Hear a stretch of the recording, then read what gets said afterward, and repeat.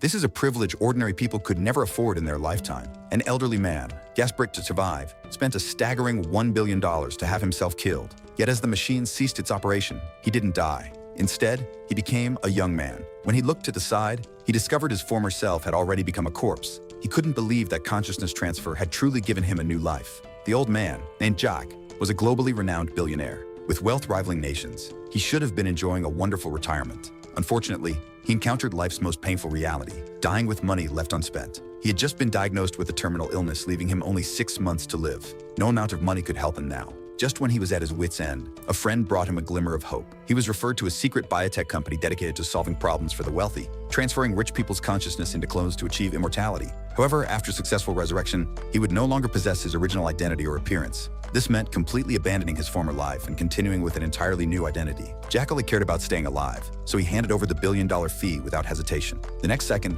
he collapsed in a restaurant. When he was loaded into the ambulance, he discovered all the medical staff were actually from the biotech company. Upon arriving at the laboratory, Jack was told he couldn't have any metal devices on his body. And once the surgery began, it couldn't be stopped. Having no remaining attachments, Jack gave Gated an affirmative response. After a blinding flash of light, he successfully transferred to his brand new body. Initially, he felt rejection toward the new body, but after a month of training, Jack had completely adapted to his new form. Occasionally, he would experience strange hallucinations. Ava told him this was normal and would gradually improve with regular medication. Having gained a new life, Jack naturally didn't take it seriously. After seeing his daughter's death announcement, he completely let go of any lingering concerns. Data provided him with a new identity, complete with a luxury car and mansion. But these weren't what he wanted. His first priority was to experience the joys of being a young, vigorous man. He indulged recklessly in the pleasures his rebirth brought. However, good times didn't last. One day, just as he was about to take his medication, his girlfriend dragged him off to exercise. When he came to his senses, he was suddenly struck by a splitting headache.